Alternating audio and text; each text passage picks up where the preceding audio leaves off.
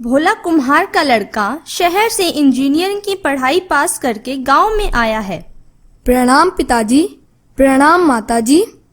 अरे तरुण बेटा, और बता तेरी पढ़ाई कैसी रही और रिजल्ट कैसा रहा? पिताजी पढ़ाई तो बहुत अच्छी रही और मैंने अपने पूरे कॉलेज में टॉप किया है। फिर तो बेटा तुम्हें शहर में बहुत अच्छी नौकरी मिल जाएगी। देखा, मैं कहती थी ना कि मेरा बेटा एक दिन बहुत बड़ा इंजीनियर बनेगा।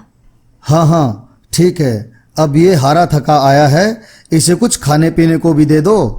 हाँ, चलो बेटा कुछ खा पी लेते हैं।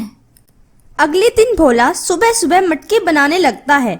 वहाँ पर उसका बेटा आता है। पिताजी, आपकी ये मटके बनाने की तकनीक तो बहुत पुरानी हो चुकी है। इससे आप दिन भर में कितने मटके बना लेते हो? बस बेटा, इतने बना पाते हैं कि गुजारा हो पाता है, और फिर ज्यादा मटके बिकते भी तो नहीं हैं। आजकल हर कोई फ्रिज का पानी इस्तेमाल करने लग गया है। पिताजी, मैं चाहता हूँ यही गांव में मिट्टी के बर्तन बनाने की फैक्ट्री लगाऊं। अरे, तू ये कैसी बात कर रहा है? क्या तुझे इतना इसलिए पढ़ाया था कि तू भी यहाँ मेरी तरह मिट्टी में मिट्टी होता रहे? बेटा, कुछ नहीं रखा इस काम में। तू शहर जा और कोई अच्छी सी नौकरी कर ले। पिताजी, मैं सिर्फ मिट्टी के मटके बनाने की बात नहीं कर रहा।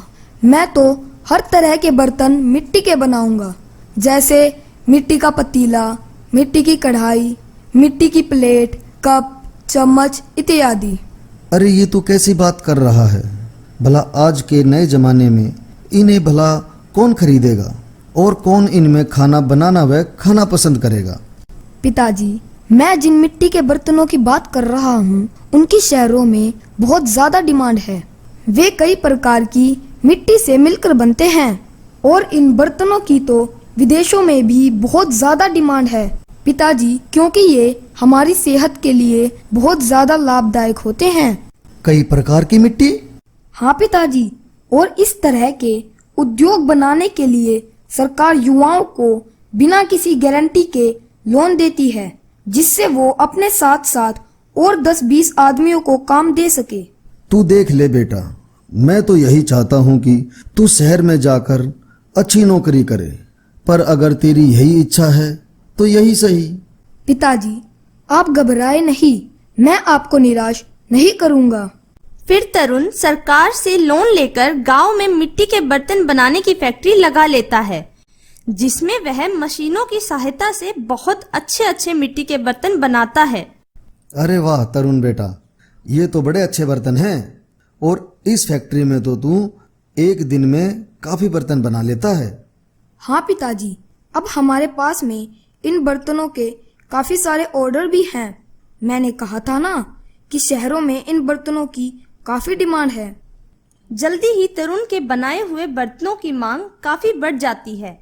अब उसने गांव के काफी लोगों को रोजगार दे रखा था। अब भोला एक अमीर आदमी बन चुका था और अब वह गांव का मुखिया भी था।